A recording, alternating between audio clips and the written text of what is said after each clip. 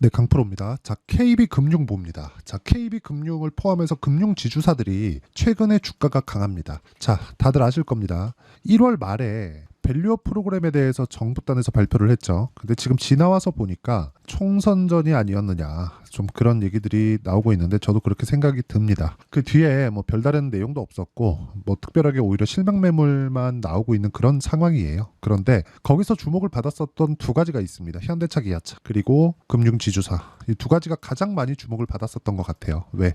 이익은 탄탄하고, 그렇죠. 고정적인 이익 규모는 계속해서 조금씩 늘어나고 있고, 그리고 주주 환원에 대한 부분은 약간 조금 부족한, 그렇죠. 그런 거였는데, 여기서 우리가 하나 구분지어야 될 게 현대차, 기아차는 고가 돌파를 못했습니다. 발표 이후에. 그런데 금융 지주사들은 고가 돌파를 했죠. 왜 그러냐면 원래부터 주주 환원에 대한 생각을 하고 있었고 그렇게 진행을 했었기 때문에 그렇습니다. 왜 이렇게 차이가 나는지 제가 이야기를 드릴게요. 아주 간단하게 이야기를 드리겠습니다. 현대차, 기아차, 현기차는 상속을 하죠. 그렇죠? 근데 하나금융, KB금융 이쪽은 상속을 하는 구조가 아닙니다. 그렇죠? 우리가 주주들의 이익과 대주주의 이익이 같다는 거예요. 그리고 경영자의 이익도 같습니다. 무슨 생각이 드시나요? 미국의 움직임과 같습니다. 미국은 상속 개념이 없죠. 물론 있죠. 있긴 있는데 대를 이어서 기업을 물려준다 이런 개념이 없다고 보시면 됩니다. 자, 그 내용에 대해서 제가 이렇게 보여드릴게요. 이분은요. 함영주 하나금융지주의 회장님입니다. 자, 내용 보시면 쭉 볼게요. 경력. 자, 1980년도에 서울은행에 입사를 했고요. 그리고 지점장을 쭉 거쳐서 본부장 거치고 부행장 그리고 은행장이 됐습니다. 그리고 나서 금융그룹의 회장님이 됐죠. 자, 처음부터 입사를 해서 쭉 올라온 그런 케이스예요. 금융지주사든 상속이 안 됩니다. 그렇죠? 그래서 지금 어떤 상황이 나오고 있느냐? 이렇게 되고 있는 거예요. 책임 경영. 그렇죠? 주주의 이익을 극대화시킬 수 있는 구조가 되는 겁니다. 개인적으로 사람은 다 똑같다고 생각을 해요. 자신의 이익을 위해서 움직일 수밖에 없죠. 하지만 나의 이익과 주주의 이익이 같은 기업이 한국에서 유일하게 하나만 따져봐라 그러면 금융지주회사예요. 자, 내용 보시면 그렇습니다. 금융지주, 경영진의 자사주 매입이 잇따르고 있다. 은행주가 올 들어서 우상향하고 금융지주마다 주주 환원 확대를 공언하면서 자사주 매입을 통해 책임 경영 의지를 다지는 분위기입니다. 밑에 내리시면 조병규 우리은행장은 최근 자사주 보유분을 3만 주까지 늘렸다. 4억 4천만 원 규모다. 이게 그렇게 크지 않다고 보실 수도 있는데 이거는 그냥 매입한 거에서 그렇고요. 기본적으로 그쵸. 뭐 스톡옵션이나 그런 부분들이 있습니다. 그리고 쭉 밑에 보면 최근 증권업 진출을 공언한 우리금융은행 기업금융 확대를 통해서 주주가치 제고에 나서기로 했다. 자, 이런 부분이 계속해서 발생을 하는 거예요. 보통 상속의 개념을 가지고 있는 쪽은 뭘 하죠? 물적 분할을 하죠. 이쪽에 가장 특화된 기업이 어디예요? LG예요. LG. 이름만 들어도 구씨 딱 생각이 나죠. 삼성, 그쵸, EC, 뭐 욕하는 건 아닙니다. 이게 맞다고 생각을 해요. 한국 사람들의 정서상. 그런데 금융지주회사는 이 구조가 나오지 않는 겁니다. 그렇기 때문에 지금 밸류업 프로그램에 대해서도 그렇게 큰 내용이 없었는데도 불구하고 무슨 일이 벌어졌느냐? 원래 잘했다. 그런 부분을 자사주 매입과 함께 배당을 계속적으로 확대를 시켜가고 있습니다. 5%대 배당을 유지하고 있죠. 자, 지금은 금리가 높기 때문에 배당이 높은 거 아닌가요? 그렇게 보실 것 같은데 보세요. 5.6%죠. 근데 22년도에는 배당이 오히려 6%에서 5%대로 감소했어요. 그렇죠? 그러면 이걸 보면 뭐가 생각이 드나요? 22년보다 23년도 금리가 더 높죠. 그렇죠? 그러면 금리가 낮아지는 구간에서는 대출이 확대되기 때문에 이익이 늘어날 수 있는 구조가 되고요. 이 상황에서 자사주 매입, 더 나아가서 소각까지 진행을 했을 때는 주가는 추가적으로 강세 구간에 접어들 수 있습니다. 뭔가 좀 규제 산업이라고 해서 약간 조금 뒷전으로 생각하고 있었는데 지금은 체질적인 변화가 있습니다. 그러지 않았다면 주가가 이런 식으로 그쵸 신고가를 돌파하지 못했을 겁니다. 자, 2009년도에도 가격대는 6만 원대였고요. 지금은 8만 원대입니다. 근데 6만 원대를 다시 돌파한 게 거의 한 8년 그 정도 만이에요. 근데 또 빠졌고요. 그리고 나서 또 올라갔죠. 그리고 조정받았고 이번에 또 올라갔습니다. 이거는 체질 변화가 맞습니다. 그런데 이런 부분을 어디서 봅니까? 우리는 당연히 가격이 먼저 반영하는 그런 상황에서 본다. 그러면 매매 차익과 배당에 대해서 전략을 두 가지로 세울 수가 있다는 거고요. 이 내용도 가격이 먼저 반영한다는 걸 이해를 하고 계셔야 됩니다. 배당은 지금보다 뭐 크게 늘어날 수 있다 그런 정도는 나오지 않을 거예요. 막 10%씩 20%씩 배당 주는 그런 상황은 없을 겁니다. 하지만 배당을 5에서 6% 정도 유지를 하면서 우리가 자사주 매입과 소각에 조금 더 키울 수 있는 그런 상황이 만들어진다면 주가의 상승은 추가적으로 상승이 가능하다.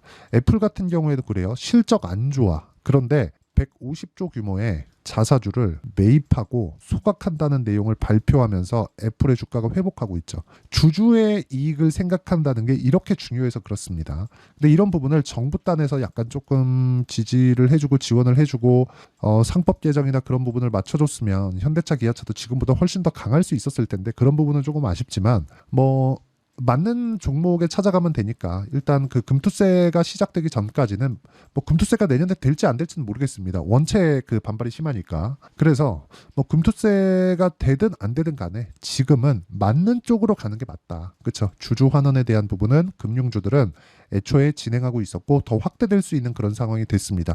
왜 그런지에 대해서는 구조적으로 그런 구조를 갖추고 있다고 이야기를 드렸죠. 그래서 이 내용에 대해서 우리가 알아야 되는 부분은요. 가격이 먼저 반영한다는 것.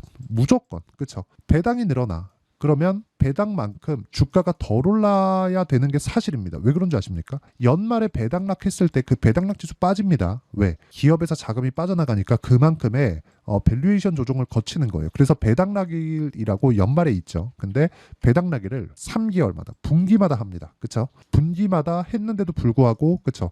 자금을 계속해서 주주들한테 나눠주는데도 불구하고 주가는 올라가는 그런 상황이 나오고 있다. 이 구간에서 우리가 타점을 잡는 게 중요하다는 겁니다. 그 타점에 대한 이해, 그 원리부터 이야기를 드리면 자 여기 KB금융의 단기 그리고 배당 전략입니다. 배당은 연간 5에서 6% 정도가 꾸준하게 진행될 걸로 예상이 되고요. 단기적으로는 차익을 얻기 위한 그쵸 가격 전략에 대해서 이해를 하는 겁니다. 단기 전략은 원래 저는 2주 기간으로 잡는데 금융주는 짧으면 2주, 길면 3개월까지 보면서 배당까지 함께 공략하는 그런 전략이 필요한 때고요. 그리고 이 내용은 철저하게 구조가 그렇게 짜여져 있기 때문에 그렇고 시세 구조는 무조건 단기 가격에 맞춰서 움직인다는 걸 알고 계셔야 됩니다. 눌렸을 때 그쵸 조정 없는 주식은 없기 때문에 눌렸을 때 내가 어떻게 처리를 해야 되는지 그 내용까지 제가 이해를 시켜드리도록 할 테니까 KB금융 그쵸 단기 배당 전략 받아가서 다 공부하시고요. 무엇보다 KB금융의 실시간 타점 얼마에 매수해서 내가 조정 구간에 어떻게 잡아야 되는지 그 내용에 대해서 그쵸 문자로 공유를 해드리도록 할 테니까 구독과 좋아요 눌러주시고요. 상단에 있는 전화번호로 KB 자 KB라고 문자 보내주시면 제가 KB금융의 단기 배당 전략과 함께 실시간 타점을 문자로 공유를 해드리도록 하겠습니다. 자 그러면 제가 이야기를 드리는 핵심적인 사항은 그거예요. 주가는 미래 가치를 반영한다. 가격이. 그렇죠. 그러면 가격이 먼저 올라가는 상황이 나온다는 거죠. 배당을 주면서도 불구하고요. 이 내용에서 우리는 어느 타점에 의해서 잡아야 되는지 그 내용에 대해서 파악하는 게 중요한데 타점을 보여드리겠습니다. 자, 내용 한번 보시면 정확하게 최근에 전기 관련주가 강하죠. 올라가는 구간에서 내가 꾸준하게 매매를 하는 그런 상황이 만들어지고 있고요. 이 상황에 대해서 수익이 계속해서 발생을 하고 있습니다. 예를 들어서 그거예요. 뭐 자람 테크놀로지 같은 거, 뭐 반도체 종목군들 보면 올라가는 구간에서 매매한 결과 어때요? 매수, 매도 75% 이렇게 수익이 발생을 합니다. 다른 종목도 마찬가지. 에브리봇이나 그런 종목들 보더라도 올라가는 구간에서만 계속해서 매매를 이어오고 있다는 점 그리고 이런 내용에 대해서 내가 이해를 했을 때 꾸준하게 수익을 볼 수 있기 때문에 이 내용에 대한 부분도 제가 여기 소통방에서 공유를 하고 있습니다. 자, 내용 보시면 그래요. 최근에 강세 종목군들은 다 소통방에서 10억 만들기 프로젝트로 매매를 하고 있다고 보시면 되고요. 제가 구독자를 늘리기 위해서 10억 만들기 프로젝트를 무료로 진행하고 있으니까 구독과 좋아요 눌러주시고요. 상단에 있는 전화번호로 구독 또는 10억이라고 문자 보내주시면 제가 실시간 타점을 받아볼 수 있는 여기 소통방 입장 링크를 순차적으로 공유를 해드리도록 하겠습니다. 자, 매매 내용을 보면 그렇습니다. 뭐 삼성중공업, 일진전기 그쵸 이런 식인데 일진전기는 아까 전에 보셨고요. 대원전선이나 그런 종목군들 보면 올라가는 구간에 제가 계속해서 매매를 합니다. 근데 지금 KB금융 같은 경우에는 어때요? 올라가는 구간에 있는 종목군이다. 그래서 제가 보는 겁니다. 그리고 소통방에서도 계속해서 강세 종목, 즉 신고가 종목 내가 매매를 하면 주도주가 됩니다. 왜? 돈이 들어오는 쪽으로 공략을 하니까. 물론 시차의 차이는 어느 정도 있을 수 있지만 꾸준하게 내가 매매하는 구조, 즉 강세 종목군으로 내가 맞춰간다면 수익은 꾸준하게 발생할 수 있고, 그 내용에 대한 부분을 소통방에서 무료로 공유하고 있으니까 상단에 있는 전화번호로 구독 또는 10억이라고 문자 보내주시면 제가 소통방 입장 링크를 순차적으로 공유를 해드리도록 하겠습니다. 자, 그러면 제가 왜 신고가 종목을 하고, 그리고 배당을 왜 지금 강한 쪽으로 가야 되는지, 그 내용에 대해서 이야기를 드렸는데, 이 내용에 대해서 파악을 했을 때 어느 정도까지 성과를 낼 수 있는지, 그리고 이 종목군들에 대한 분류를 어떻게 해야 되고 앞으로 어떤 종목을 잡아야 되는지, 그 내용에 대해서도 제가 다 이해를 시켜드리도록 할 테니까 영상 끝까지 시청하시고요. 모든 분들이 성공 투자하셨으면 참 좋겠습니다. 자, 24년도가 돼도 여전히 시장은 녹록지 못합니다. 이런 상황이 벌어지는 건 어쩔 수 없습니다. 이런 상황에서도 수익이 나는 종목들의 구조는 변하지 않습니다. 즉, 대시세 종목에 대한 구조는 변하지 않는다는 거고, 실제 제가 소통방에서 지속적으로 이야기를 드리고 있는 내용도 대시세 종목이나 시장 주도주를 공략하는 건 철저하게 가격 분석을 하라고 이야기를 드리고, 가격 분석 이후에는 이슈에 대한 파악, 그리고 이슈를 파악하고 나서는 다시 내가 얼마에 매수할지 그 타점에 대한 부분을 지속적으로 언급을 하고 있습니다. 자, 근데 생각해 보세요. 시장이 굉장히 어려웠습니다. 어려운 상황에서의 어떤 종목들이 강했냐 보면 반도체와 그리고 바이오입니다. 자, 실제 여기 보면요. HLB에 제가 실제 매매한 내용을 띄워놓고 보여드리고 있는데, 1월 22일부터 매매를 시작해서 4일 동안 31%의 수익 마감이 됐고요. 그리고 여전히 신고가 종목입니다. 자, 그리고 그 다음 어보브 반도체, 이름을 보시다시피 반도체 종목이죠. 그리고 AI 반도체는 지속적으로 강세를 보이고 있습니다. 이 종목도 신고가를 먼저 달성한 이후에 제가 21%의 단기간에 21%의 큰 수익을 내고 마감이 됐습니다. 다시 재공략을 준비하고 있고, 이런 부분은 소통방에서 다 공유를 해드립니다. 자, 그리고 코세스. 자, 코세스 같은 종목도 당연히 그쵸, 신고가 종목이고요. 그리고 반도체 종목입니다. 이 종목도 영업일 기준에서 이틀 동안 대략 한 15%의 수익 마감이 됐습니다.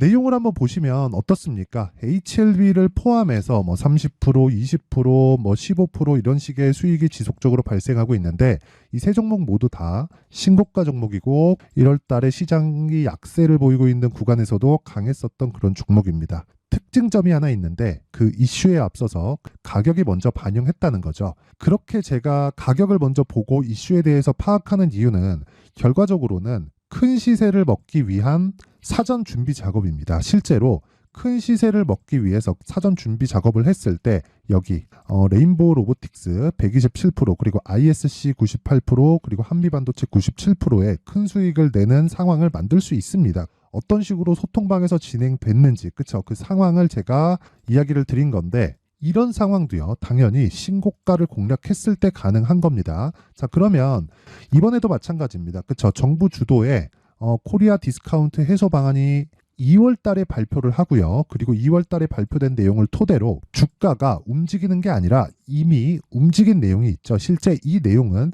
크게 중요한 게 아니라는 겁니다. 실제 움직인 내용을 보면, 자, 기아차입니다. 실제로 12월 달에 신고가를 만들어 놓고 정부에서 입김을 불어 넣으니까 순식간에 기아차를 포함해서 현대차 같은 거대 기업들의 주가가 2주도 채 되지 않아서 40% 정도의 큰 시세를 냅니다. 자, 그러면 우리는 어떤 종목을 봐야 될까요? 이슈를 파악해야 되는 것도 맞지만 철저하게 가격에 맞춰서 매매를 해야 되는 게 당연히 중요합니다. 정부가 주도하는 정책 방향이 있겠죠. 그 방향에 맞춰서 우리가 종목을 찾을 필요가 있다. 자, 그럼 답이 나왔습니다. 정부가 주도하는 방향에 맞춰서 제2의 기아차를 찾는 게 지금은 중요하다. 근데 정부 정책의 방향에 맞게 가자. 그랬을 때 앞서서 제가 보여드렸었던 내용인 여기 레인보우 로보틱스 127%, 그리고 ISC 98%, 그리고 한미반도체 97%와 같은 수익을 낼 수 있습니다. 물론 시간에 대한 부분은 최소 2주의 시간이 필요하고요. 그리고 최장 3개월 안에 끝내야 됩니다.